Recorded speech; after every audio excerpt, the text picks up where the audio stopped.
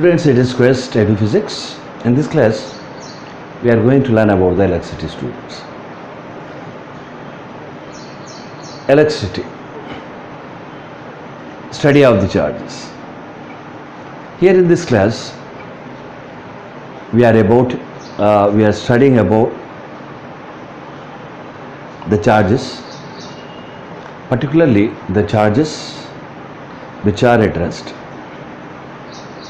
I mean, when you take the charges that are at rest, we call it as the static electricity, or it is electrostatics. Okay, here already I told you electrostatics is nothing but study of the charges and where we find the charges and how we study. We study about the charges which are lying over the surfaces. Okay, actually static electricity is the surface phenomenon. Static electricity or electrostatics is the surface phenomenon. In this one, we will learn about the behavior of the charges which are at rest. First of all, we have to understand what is the charges. What is meant by charge? Simply the answer will come. Any student or anyone can answer it as charge. It has either positive charge, it is positive or negative. And some students tell, what they say? Atoms contains of charges. Okay, maybe they are right. Frankly speaking, students, till now no one defined what is the charges. Simply, we are saying that charge is the entity of matter. Then immediately the question will arise, what is the entity? Anything which has its own characteristics is known as entity. Okay, the charge is the entity of matter. And what is matter? It is, what is that? Anything which is present in a body. The question goes on. That's why it is better to remember that charge is the entity of the matter. Okay. Generally, we come across with the two types of charges, students. As you know that one is the positive charge and second one is the negative charge. Okay, one is the positive and second is the negative. We have a misconception that zero charge, but actually such kind of charges doesn't arise. A body becomes zero charged when it has equal number of positive and as well as the negative charges, students, which has equal number of positive and negative charges. Okay, what I said, charge is the entity of matter. In actual practice, we cannot define the charge. Charges are available in two different styles. We have the two different charges. One is the positive charge and second is the negative charge. If charge is a physical quantity, it must have a unit, isn't it? The SI unit of the charge is, students, coulomb. Coulomb is the SI unit of charge. Then immediately the question will arise, what could be the CGS unit? CGS unit of charge is ESU. I mean electrostatic units. Then the question arises, already told you, where the charges resides. Charges reside over the surfaces. Okay. Okay, charges resides in bodies. Okay, students. Then we have to know how the charges are produced first. Okay, students, we have to know how the charges are produced. The simple answer is charges can be produced in different ways. Okay, charges are produced in different ways. One such method is due to friction. Charges can be produced due to friction. Here, friction means what? A force. Friction is a force. Okay, when you rub two bodies together, okay, then what happens? The charges will transfer from one body to another. The charges will transfer from one body to another. In your early studies, maybe you did an experiment. What you did? You hold a comb in your hand and you combed your hair. After that, if you brought some pieces of paper near to the comb, they get attracted and as well as the repelled. Pieces of paper. We had to tear the paper into small pieces. Okay, they get attracted or repelled from that comb. Means what? By rubbing the material with which the comb is made is lost the electrons and it becomes positive. And tear it, one side of the paper get the negative charge and second is the positive, the tear part. When the positive approaches the comb, it get repelled by that. With that we can say charge show a property, that is the repulsion, and also it shows the property of attraction. Okay, with that we can come to a conclusion that like charges repulse and unlike charges get attracts. Like charges repulse and unlike charges get attracts. Okay, students. Here I am talking about how the charges are produced. I said the method by friction you can produce a charge. And what is the second one? Charges can be produced by means of electrostatic conduction. Electrostatic conduction is one more method to produce the charges. Okay, what is the conduction we have to understand? A simple experiment can make you to understand what is the conduction is. Already I told you have to take a comb and you have to rub your dry hair. Then the comb get positive charge, I said. In the same way, take a glass rod and rub it with your hair, or take a woolen cloth and rub the glass rod. Glass rod acquired the positive charge.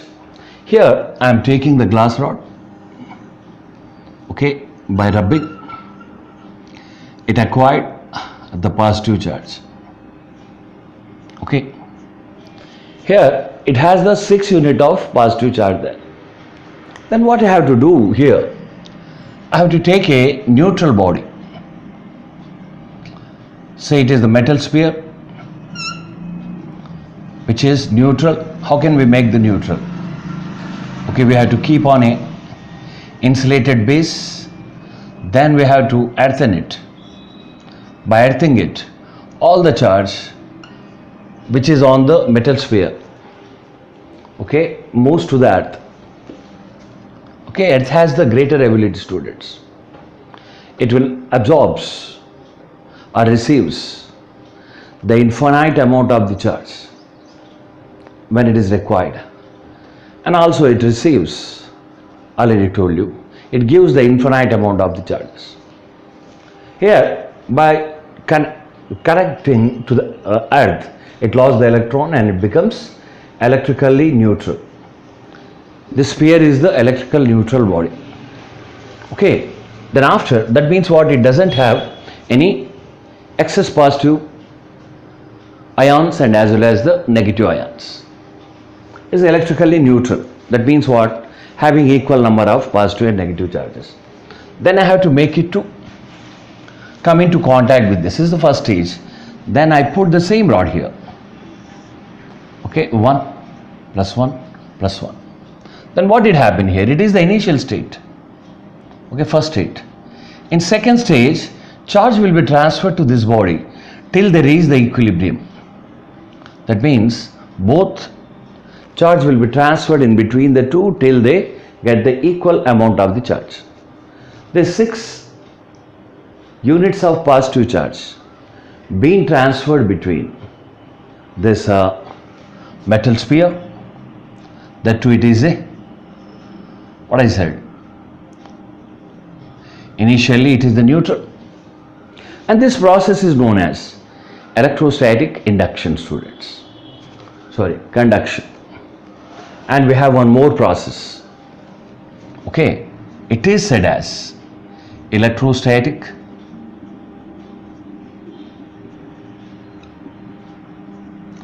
induction.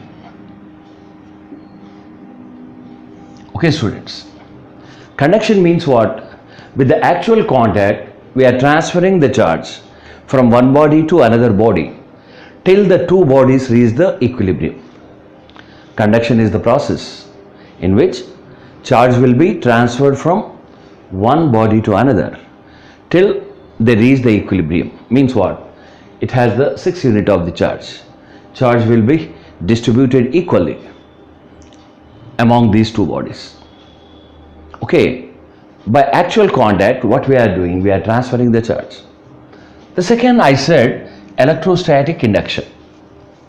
What is the electrostatic induction?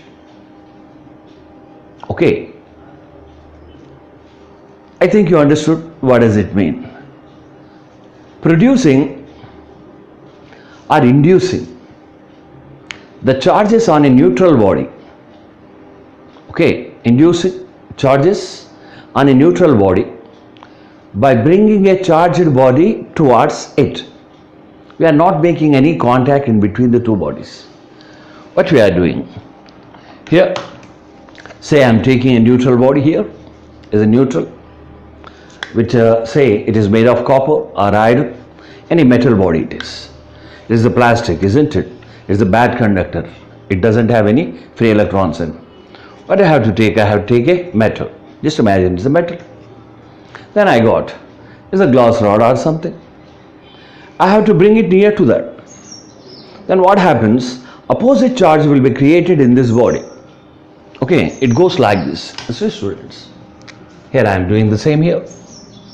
Again I am taking the same glass rod, has the 6 units of positive charge. Then I took a metal sphere. Okay, I kept on an insulated base. It is the insulated base, and I connected it to earth.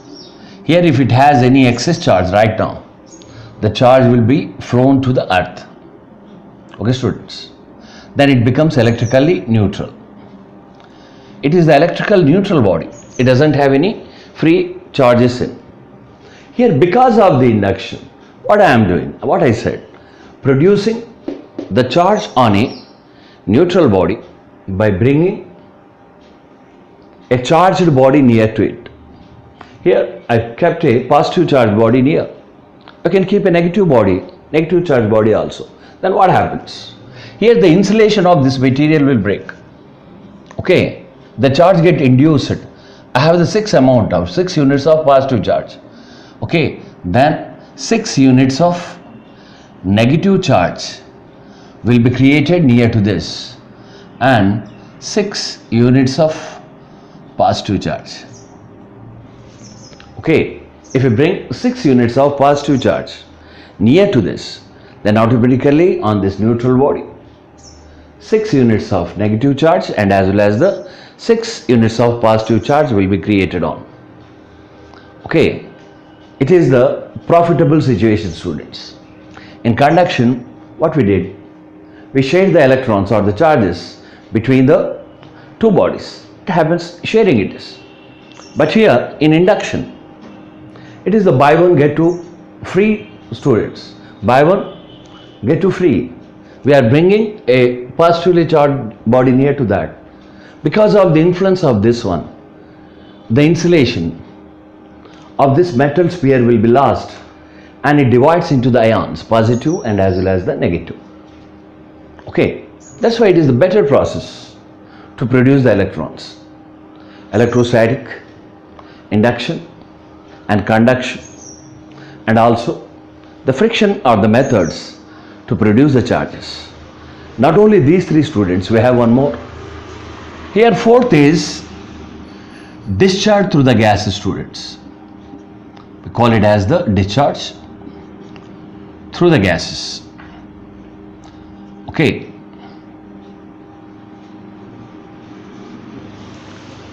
What is the discharge through the gases? That means what we are doing? We are discharging the gas into ions in presence of higher potential and as well as the low pressure. Okay.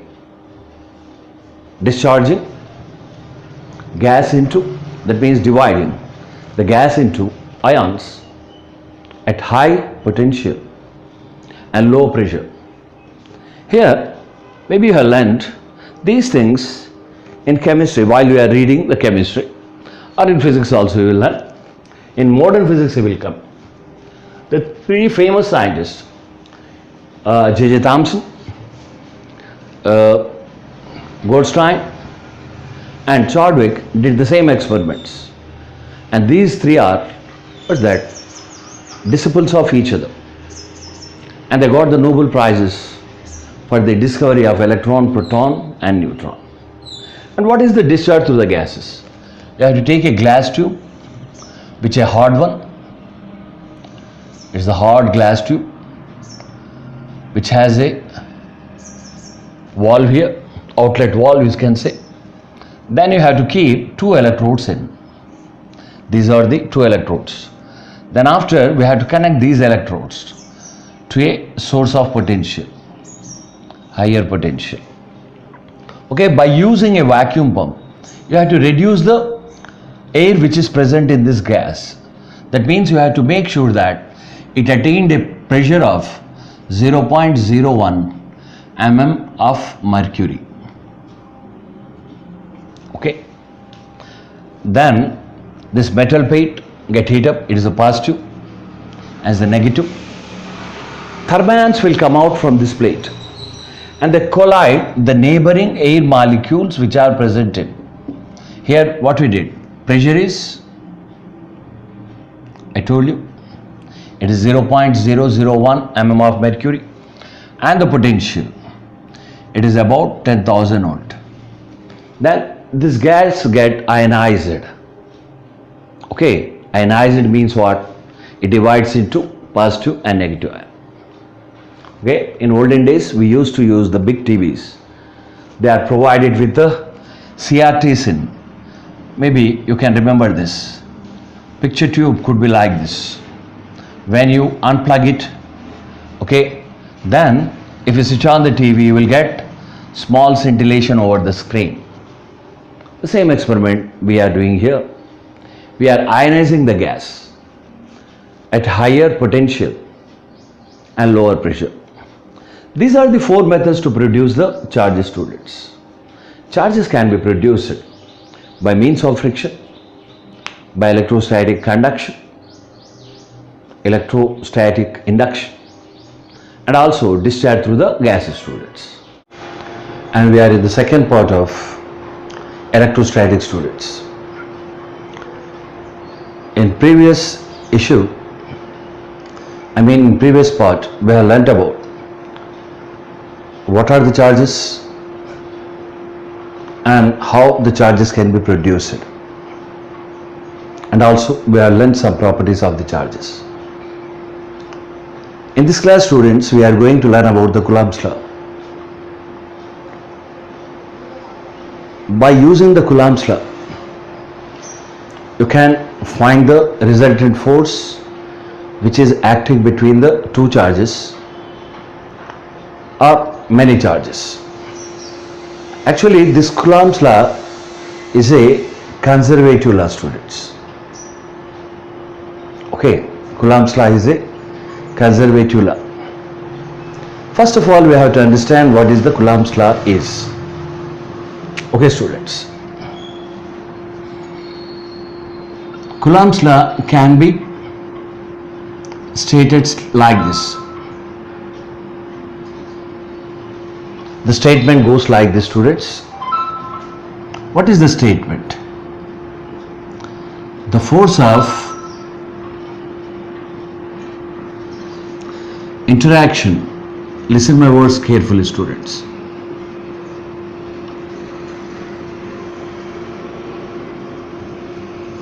Force of interaction between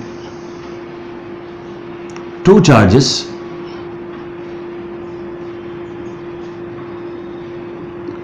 is directly proportional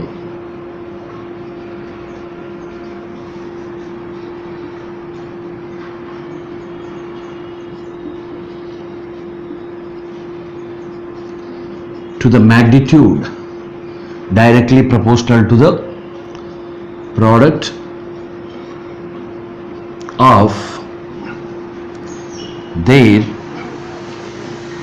magnitude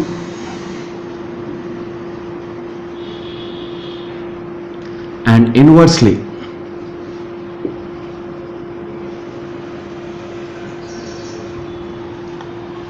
proportional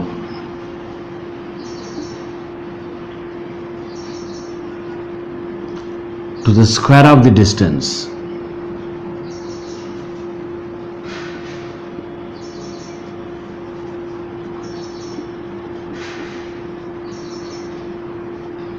between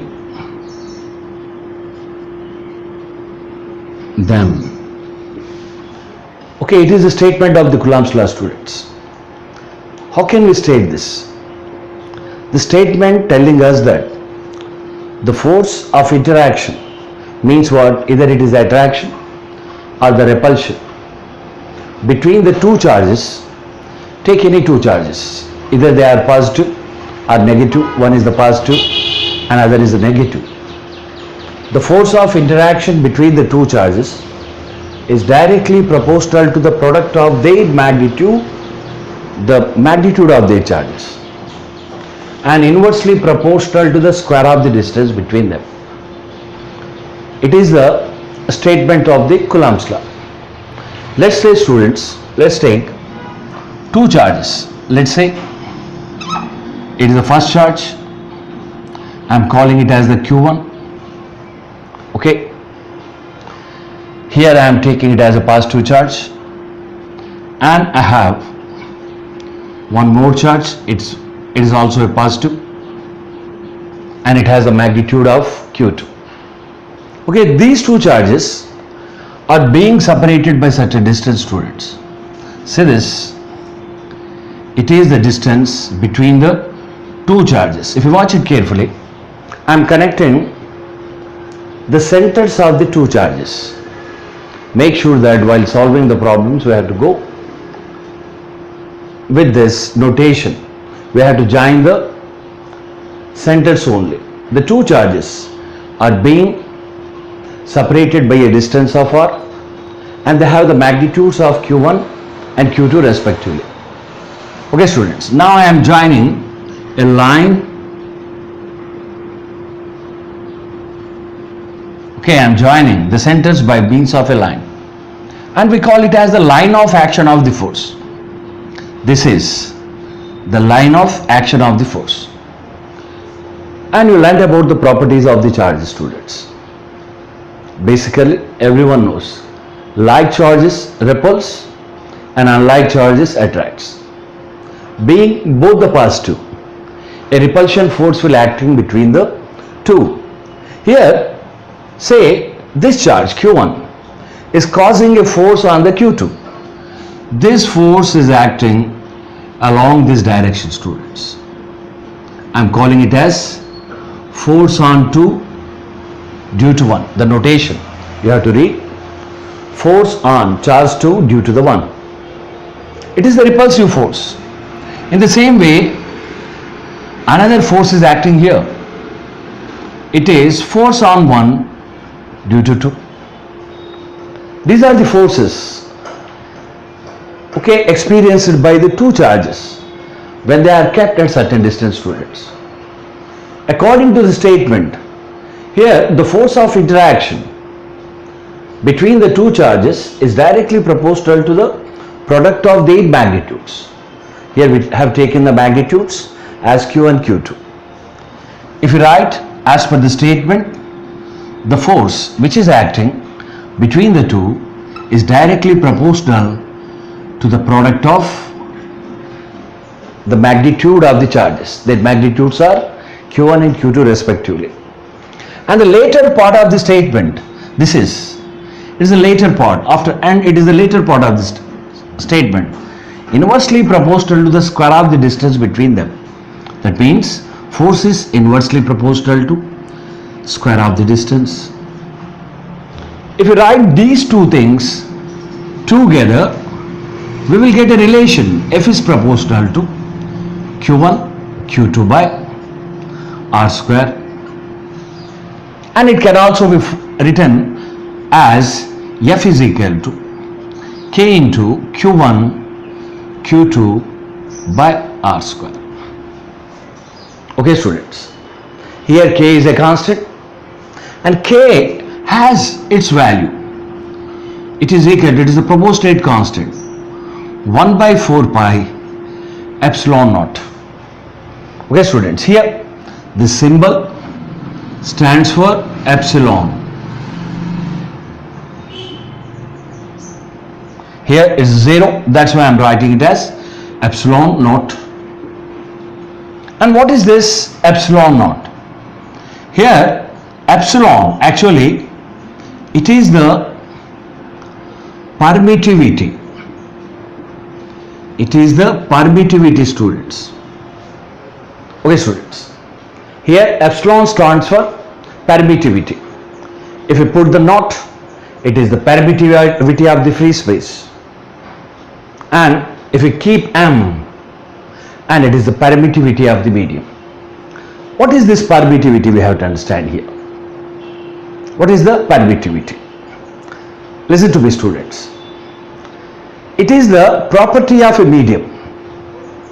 Okay, it is the property of a medium which determines the electric line of forces, students. Okay, it is the property of a medium which determines the electric line of forces. That means, here if you watch the word carefully, permittivity, it goes with the permission. Okay, it will give the permission. Aloneness and permission, both are two different things, students. Okay, permission is strictly for some. Okay, that is the meaning of permission. Here we need to take the permission. Here permittivity means what? It is the property of a substance. The substance is medium, which determines the electric field. In coming videos you will understand about what is the electric field, or it can be defined as, students, permittivity. It is the property of a substance which determines the electric line of forces to pass through them.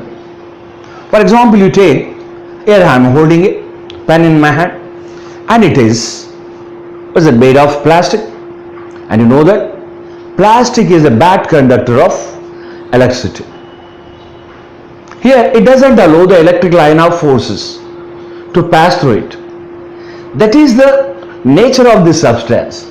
Here permittivity is also the nature of the substance which determines the electric line of forces. It doesn't permit the electric line of forces to pass this. Okay, in this place of this pen, if I take a iron needle, then it easily permits. I hope you are understanding what is the permittivity of this. Permittivity, students. Permittivity means what? It is the property of a substance which determines the electric lines or forces to pass through it. Okay, here K is equal to 1 by 4 pi epsilon naught. Broadly, the magnitude of this value is 9 into 10 to the power of 9, students. Then force can be written as 9 into 10 to the power of 9 into Q1 Q2 by R square. Okay, students, and we had the value of 1 by 4 pi epsilon naught is equal to 9 into 10 to the power of 9. From this we can find out the value of the epsilon naught. Epsilon naught is equal to what? 1 by 4 pi into 9 into 10 to the power of 9. Okay, students, if you simplify this, we will get it is around 8.852 into 10 to the power of minus 12. Okay, here Coulomb square upon Newton per meter square. It is the value of the epsilon naught. It is what? It is the permittivity of the free space. It is the permittivity of the free space. The magnitude of the permittivity of the free space, students, it is equal to 8.85 into 10 to the power of minus 12 Coulomb square by Newton meter square. Okay, students, here from where I got this? Here you know that F is equal to, okay, 1 by 4 pi epsilon naught into Q squared by R square. I took Q1 as Q2. Then what I get? I have to need this. Epsilon naught is equal to Q squared by 4 pi, okay, FR square. It's a number, don't have any units. Then Coulomb square by Newton meter square. It is the Coulomb's law, students. The statement of the Coulomb's law is the force of interaction between the two charges is directly proportional to, okay, the product of their magnitudes and inversely proportional to the square of the distance between them. Mathematically, it is proven in this way. Okay, the force which is acting on second charge due to 1 and the force which is acting on the first charge due to 2, their magnitudes, okay, their magnitudes are equal. Thus F21 is equal to F12. That's why I said this law is conservative law. Okay, students, and you have to remember one thing, students, here. Coulomb's law holds good for the point-sized objects only. Coulomb's law holds good for point-sized object only. What is a point-sized object? Okay, if the separation between the two charges is more than their size, then the object is said to be point-sized. Okay, if the separation between the two charges is more than their size of the charges, then we call it as the point-sized object, students.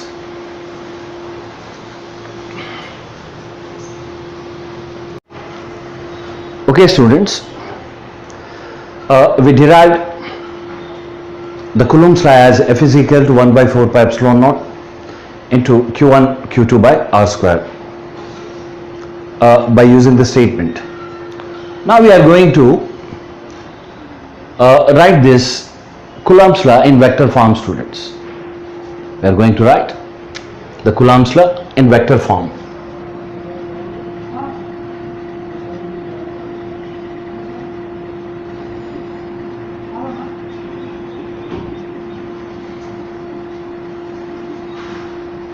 It is very useful, students, to do some type of problem, students. We have to take a three-dimensional plane, students. Okay, students, as you know that it is XY and Z plane and it is a origin.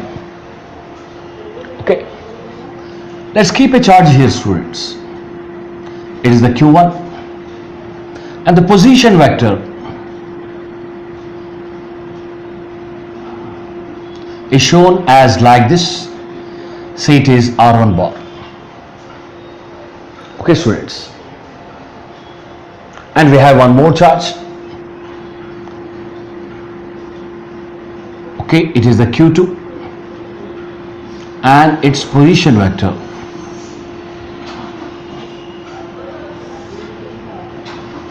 is r2 bar.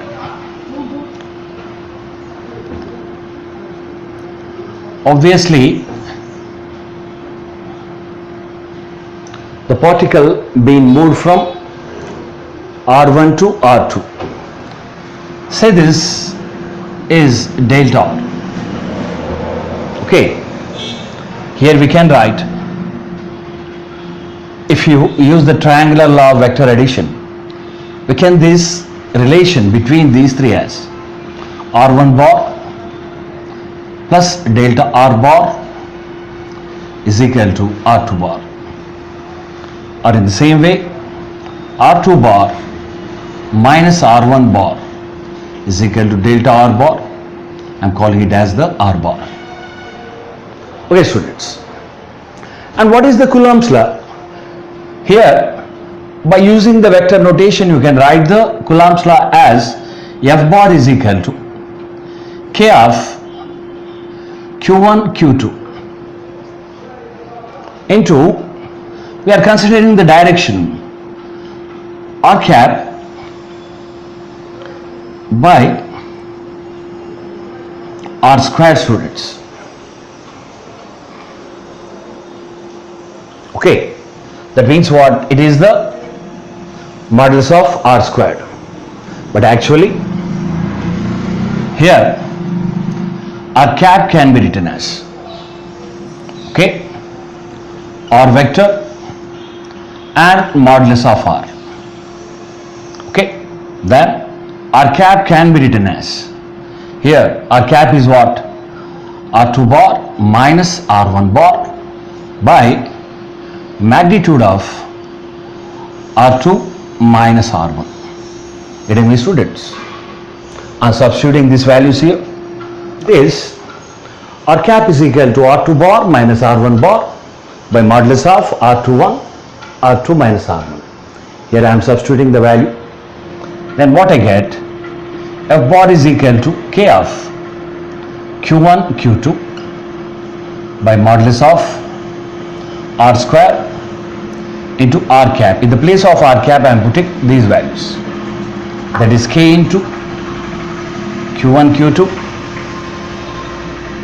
into r cap r2 cap minus r1 cap by modulus of r2 minus r1 by modulus of r squared. As you know that r2 minus r1 is equal to r, and we are writing the magnitude K into Q1 Q2 by r2 minus r1 whole cube, okay, students, into r2 bar minus r1 bar. Okay, as you know that K is equal to 1 by 4 pi epsilon naught. It is the vector form of the Coulomb's law, students. It's the vector form of the Coulomb's law. Okay, students, now we are going to learn about the Coulomb's law in a medium, students. Coulomb's law in a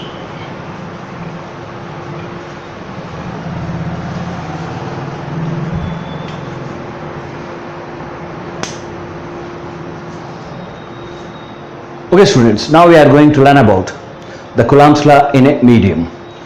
Already I told you,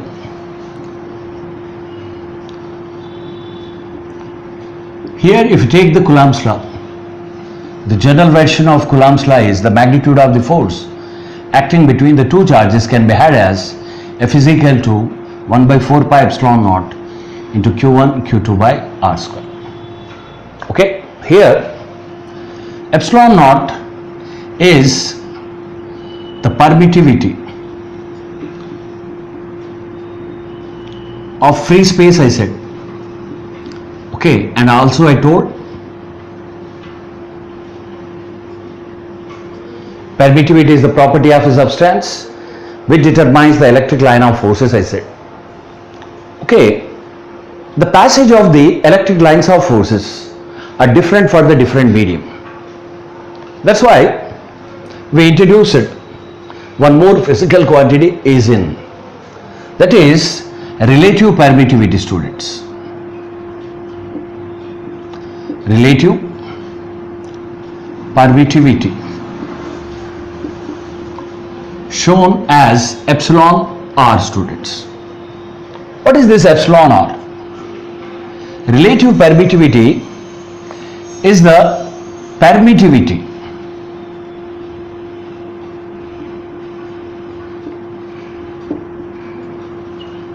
of medium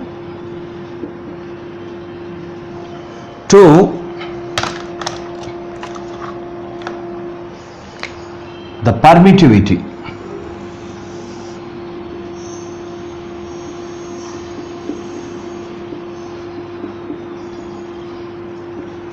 of free space, students. Okay, what is this? What is this permittivity of the medium? The experiment is done in a medium, maybe the medium is water or any other medium. Then we have a value of this permittivity. We call it as the permittivity of medium epsilon m by epsilon naught. Relative permittivity is the ratio of permittivity of medium to permittivity of the free space, or you can write permittivity of medium is equal to epsilon or epsilon naught.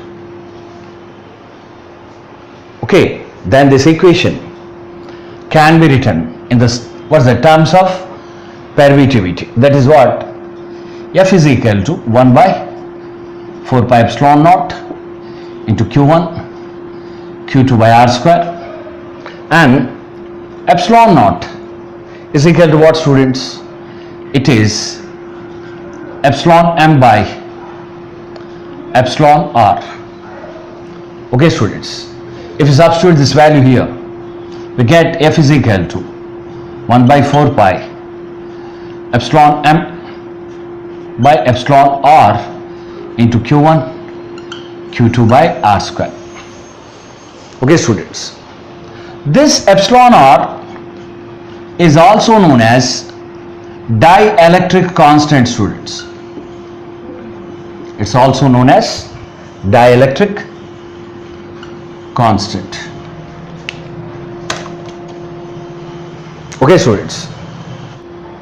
Okay, students, if you conduct the same equation, it can be written as F is equal to 1 by 4 pi epsilon medium into Q1 Q2 by R square.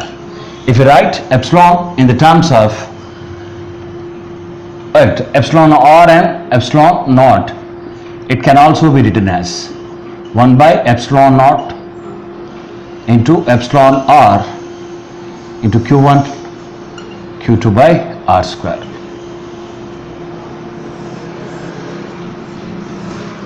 It is the Coulomb's law, students.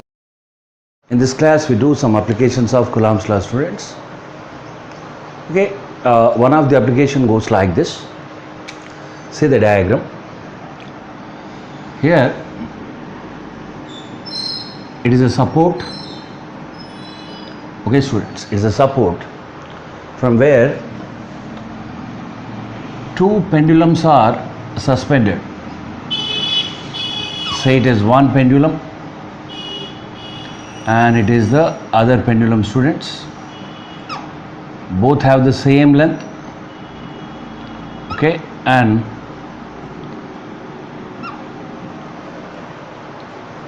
they have the same mass.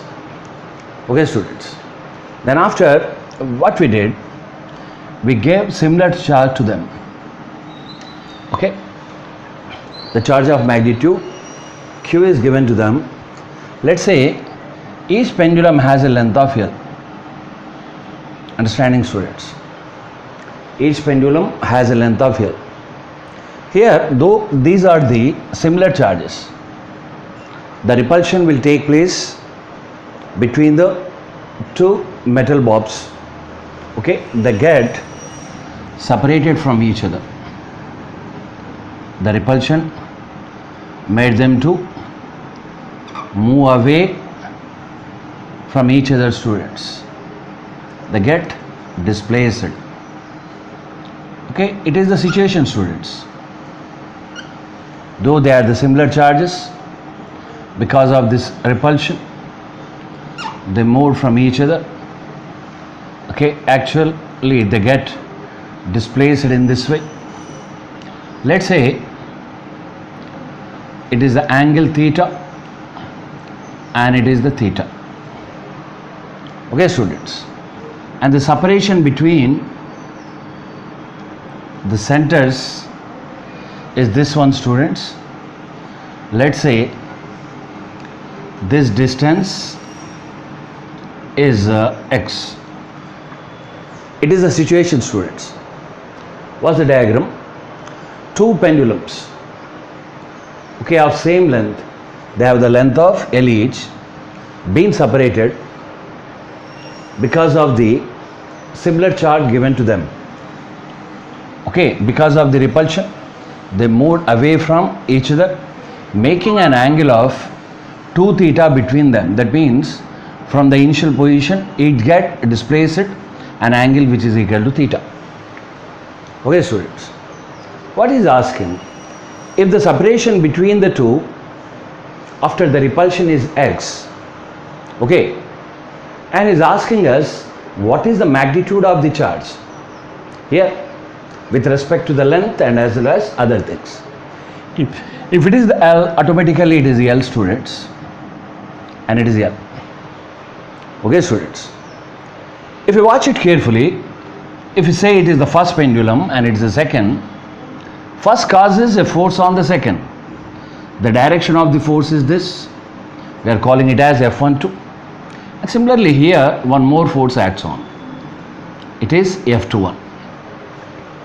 Okay, so it is F21, force on 2 due to 1, and it is the force on 1 due to 2. Okay, students, if you watch it carefully, the height has been increased. First they are here.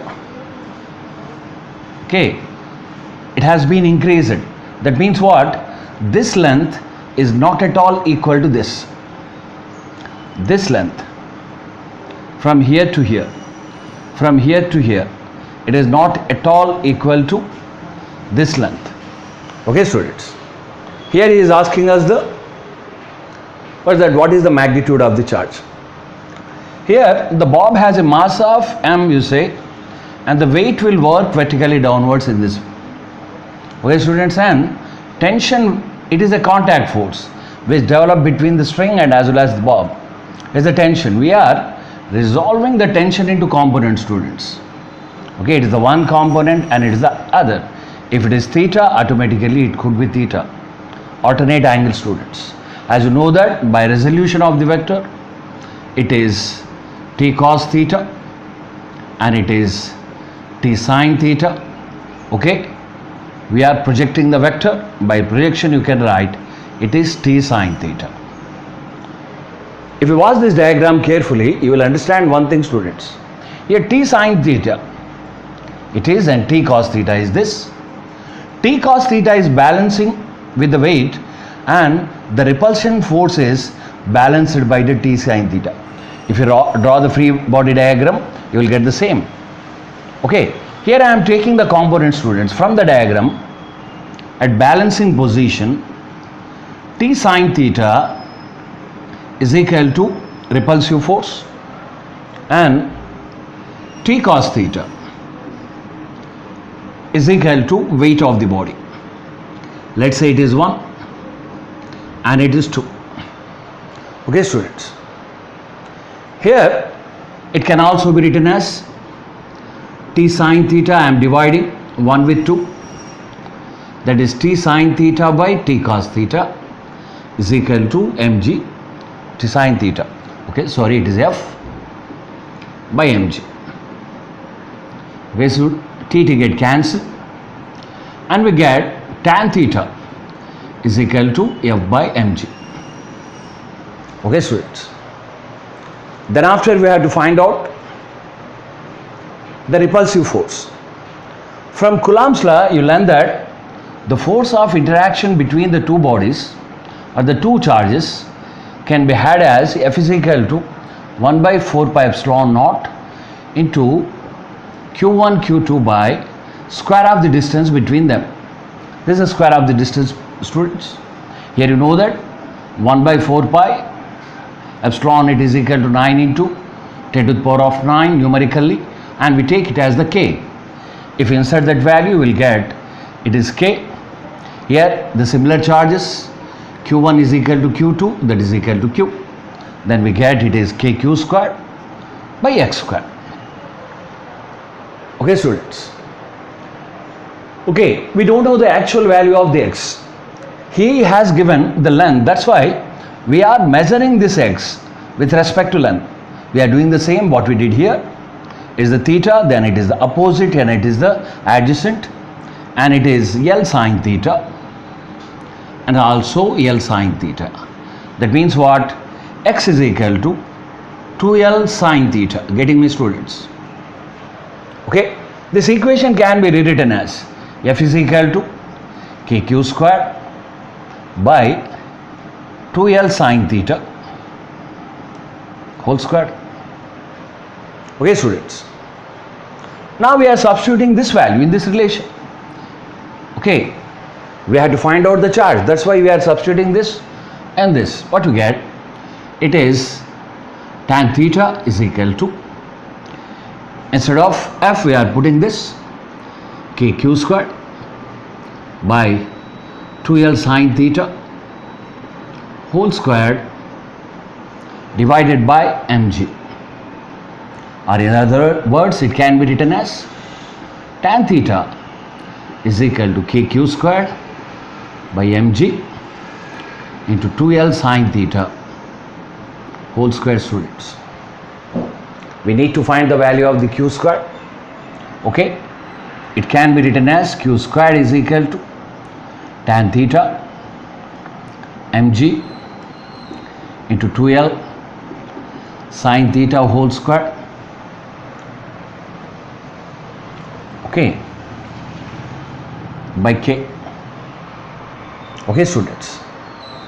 Then q can be had as under root of mg tan theta by k into 2L sine theta whole square, or in other words it is 2L sine theta root of mg tan theta by k. Okay, students. By using this relation you can find out the magnitude of the charge, students. Okay, in this way you can find out the magnitude of the charge by using this relation, and a number of applications can be asked from this problem, students. Here one such application is find the tension in the string. Simply we'll get, we have the relation there, we know that.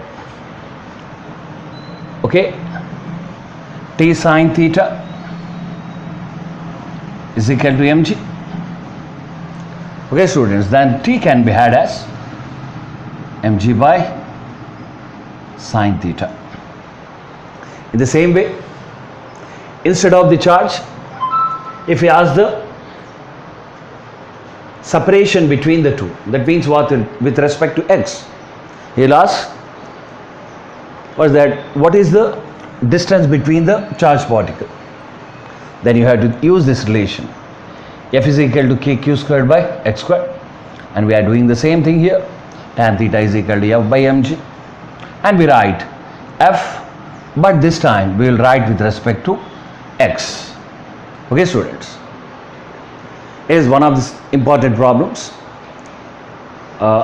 in conceptual level, students. I hope you understood.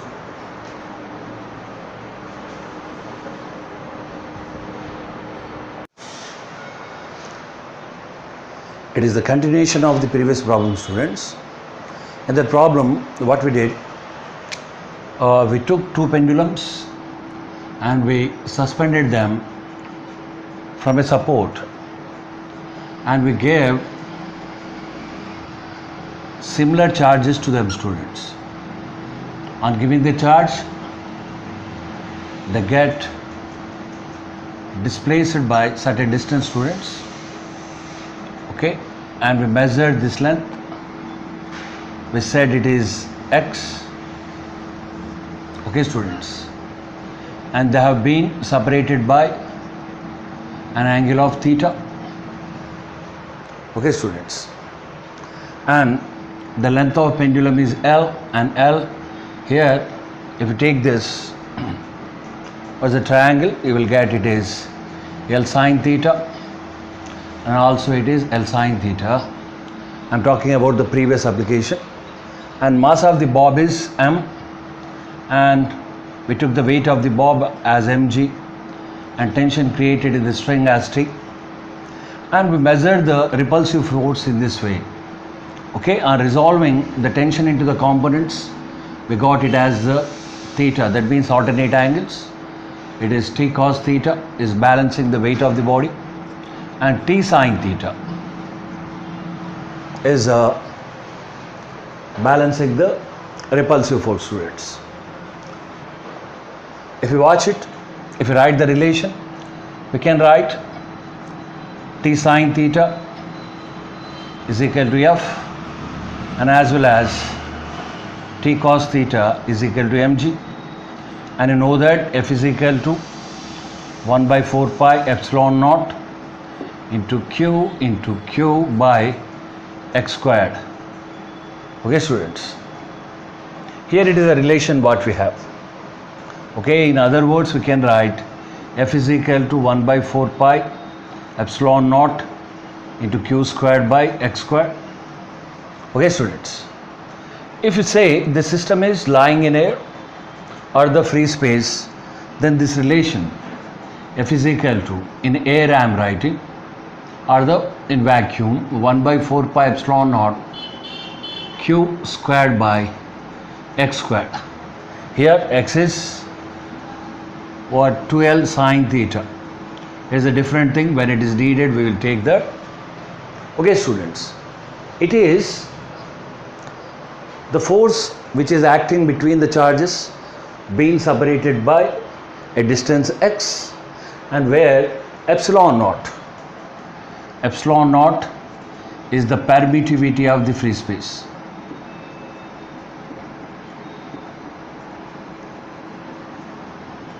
Okay, students, here first they have been separated by distance x. Now we are keeping, just imagine that according to the application, this entire arrangement is kept in a medium of, okay, it is kept in a medium of what, permittivity of mu m. Okay, then this force equation can also be written as F medium is equal to 1 by 4 pi epsilon m, it is the relative permittivity of the medium, into Q squared by x squared. Okay, it could happen. Here the problem goes like this, students.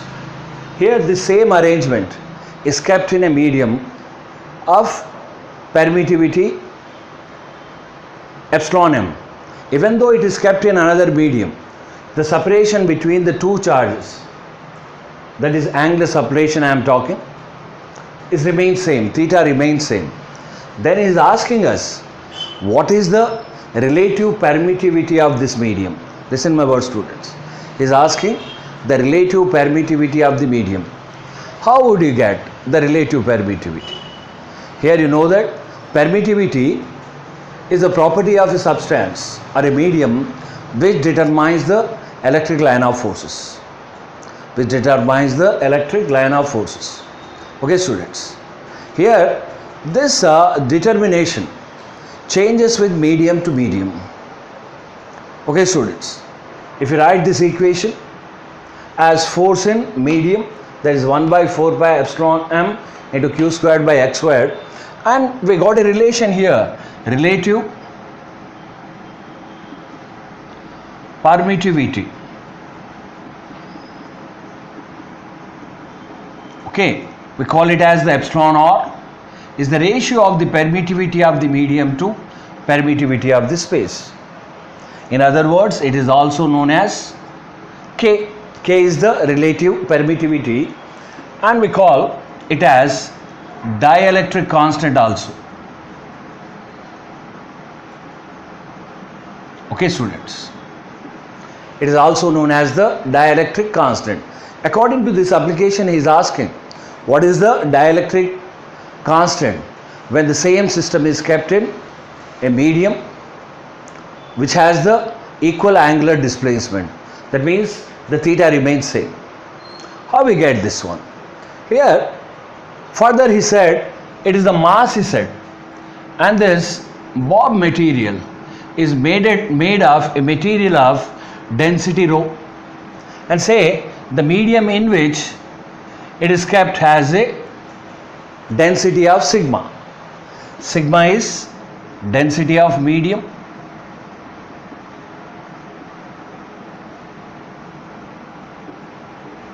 and rho is the density of bob material.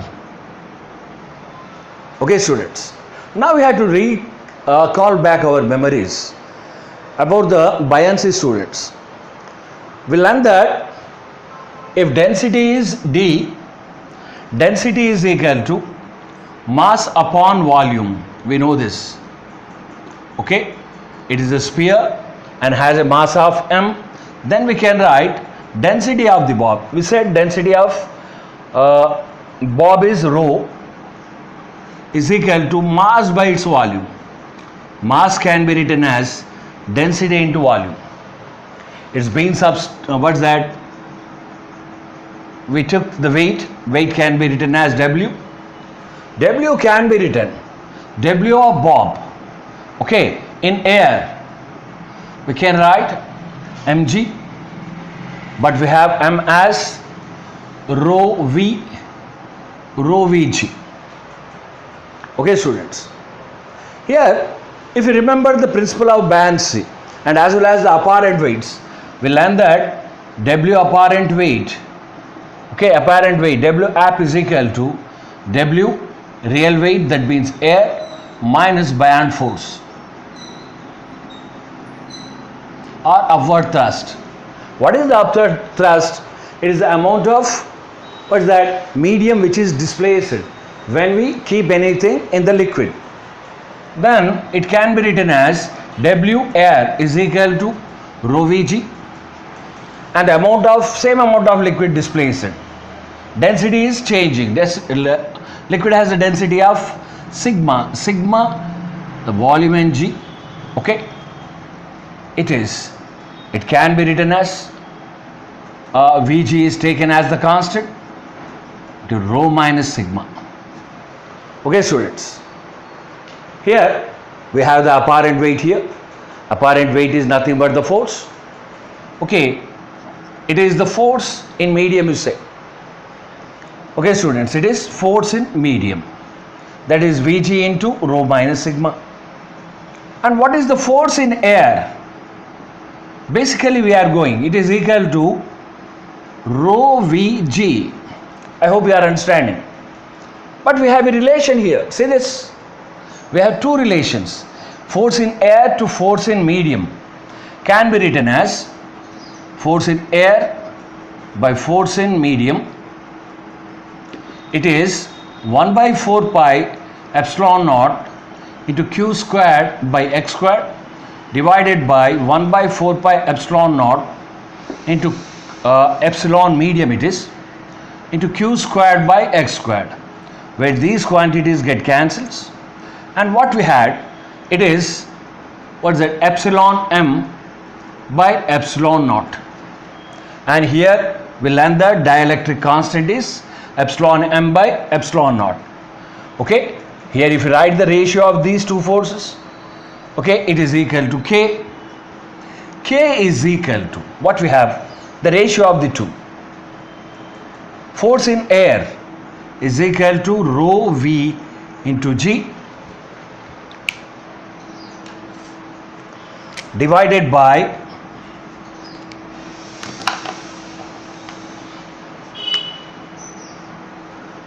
what we have here, Vg multiplied by rho minus sigma Vg get cancelled, and we got the dielectric constant rho by rho minus G. It is the relation what we need. Okay students, in this way we can find out the dielectric constant, that means relative permittivity, by using the same application. I hope you understood, students.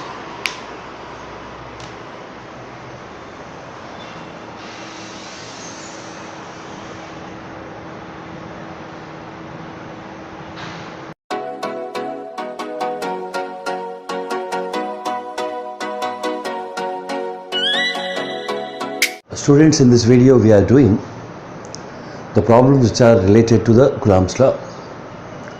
In previous video you have learnt about the basics about the electrostatics and as well as Coulomb's law and its vector form. Okay students, generally the question goes like this. Is a simple question but asked many times. The question goes in this way. Okay,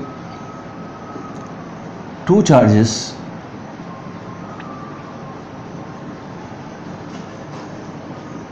of magnitude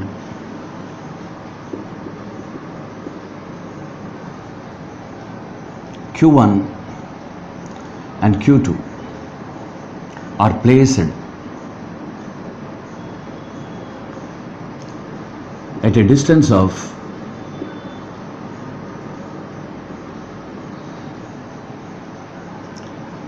R. Find the point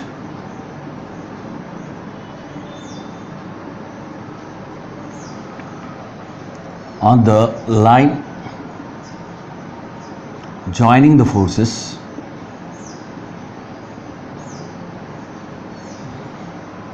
joining the charges where the resultant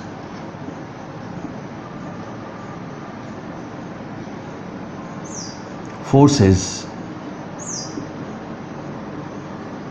0. Is the question, students. What is saying? Two charges are being separated by certain distance. The distance is measured as R and the magnitude of the charges are Q1 and Q2 respectively. He is asking us where we have to keep a unit charge to get the resultant force is equal to 0. It is the question, students. Let's do the solution, students. Here, say it is the charge 1 and it is the charge 2. They are being separated by certain distance. We have to join the distance between the centers of the charges. Okay, students. And it is the line of action of the force, students.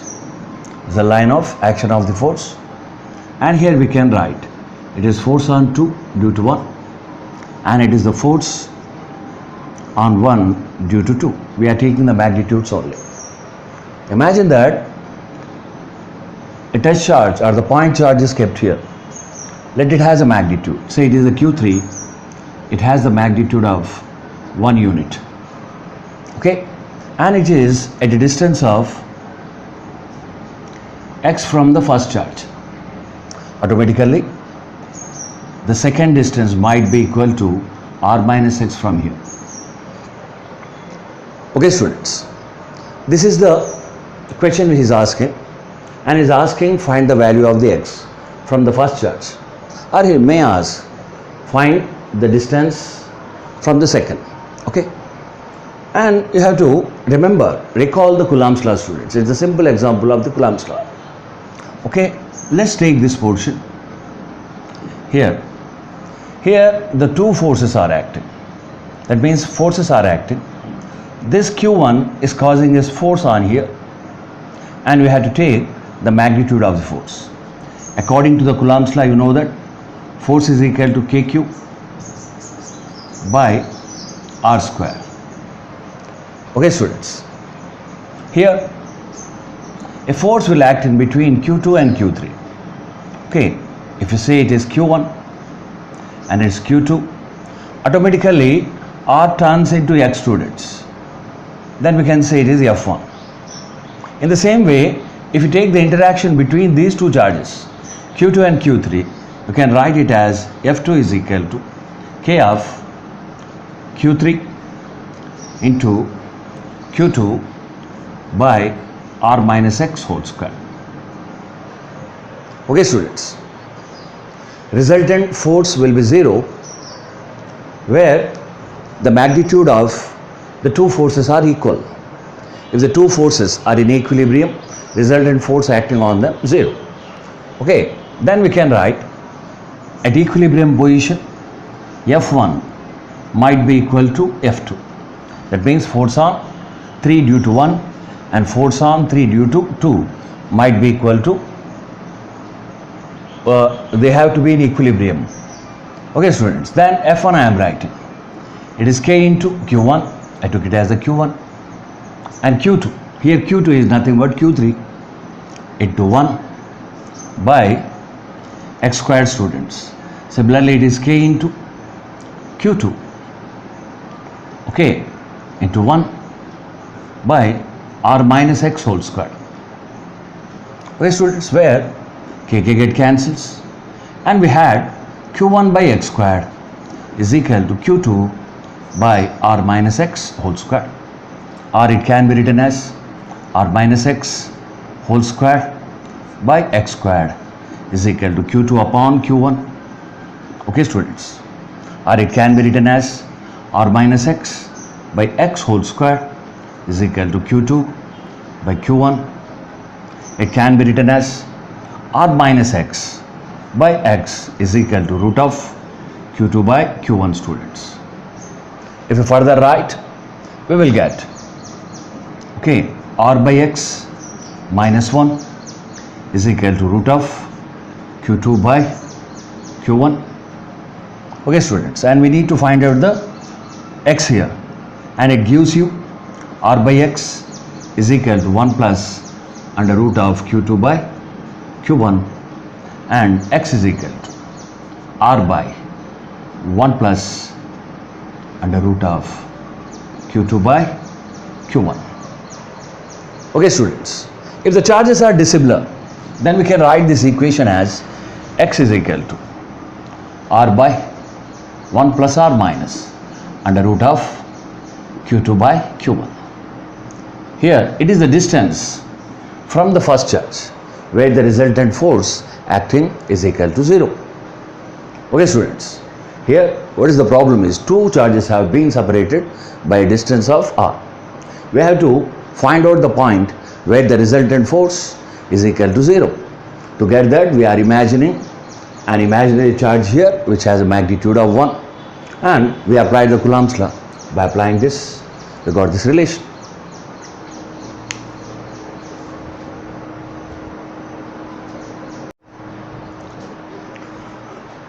Okay, let's see one more problem, students. Here an equilateral triangle is given to us, students. Here two charges are kept here. Okay, we have one charge and it is the another charge. Okay, let's say the side of the triangle is X.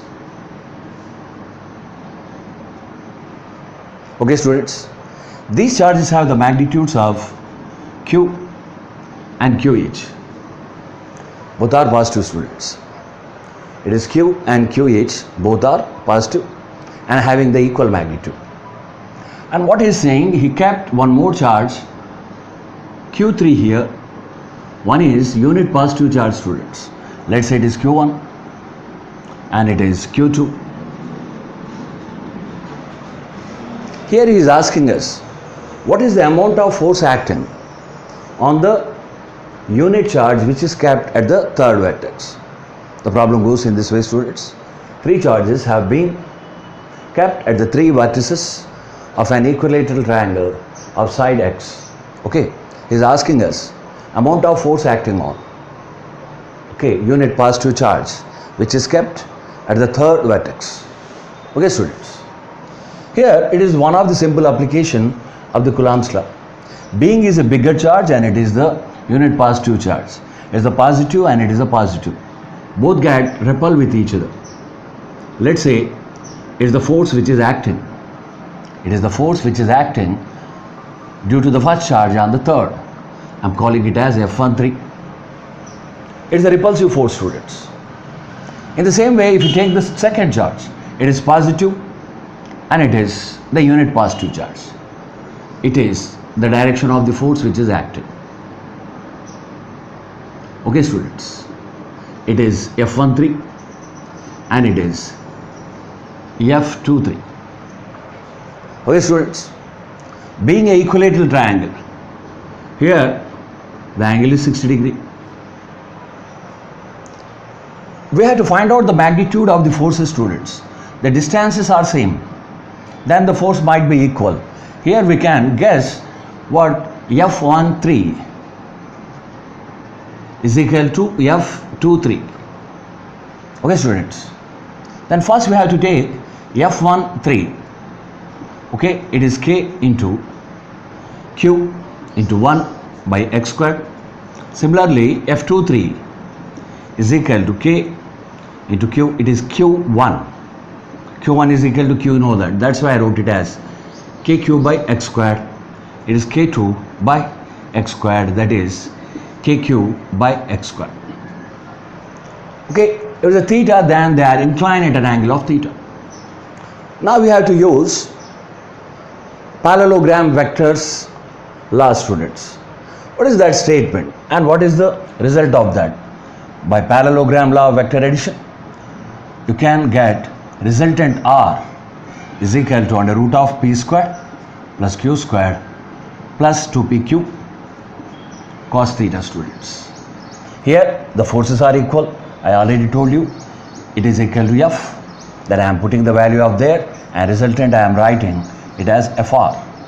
FR is equal to under root of, okay, F squared plus F squared plus 2F into F into cos 60. Okay, students. Then we will get it is under root of 2F squared plus 2F squared into 1 by 2 cos 60. You know that cos 60 is equal to 1 upon 2, and we put the values.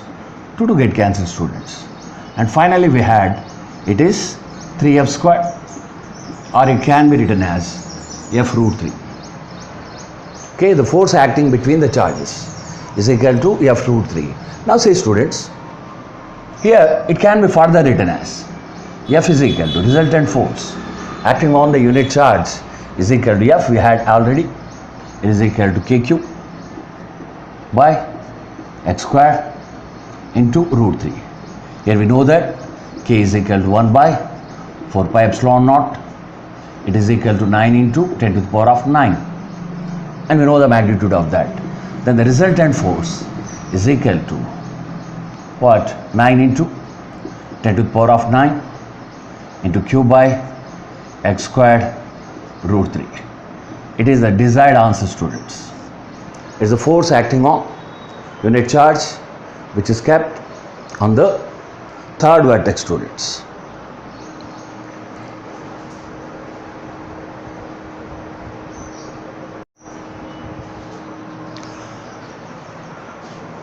Let's see one more problem, students. In this problem, what is saying here, previously we did in case of a triangle, now it is a square. Say the problem goes like this. We are taking the charges, students. Let's say it is Q1 is Q2 and is Q3, and here it is Q4. Okay, they have the equal magnitude. Say it is Q, it also has Q, it is Q, and it is unit positive charge, students. That is the unit positive charge. Okay, and the sides are x each. He is asking us, find the force acting on the unit positive charge which is kept at the fourth vertex. We have to find out the force acting on unit positive charge on the fourth vertex. It is the fourth.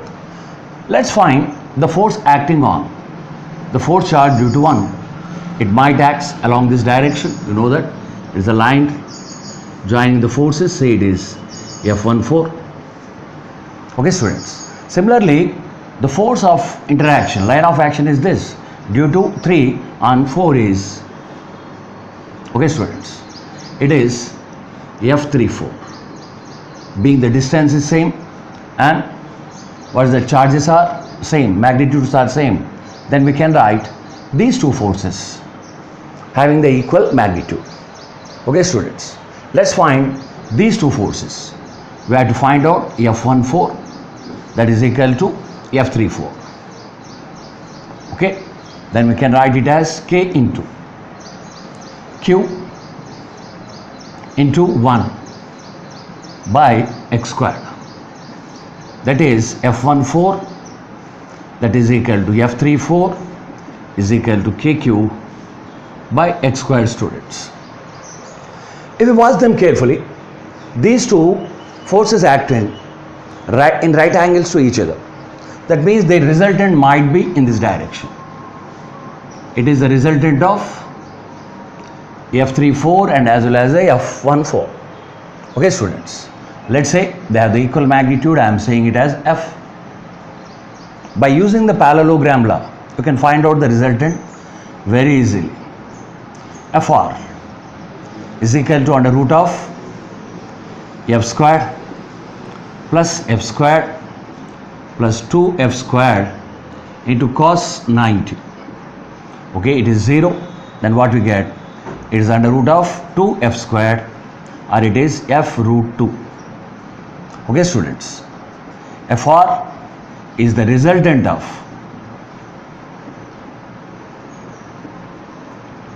F14 and F34, students.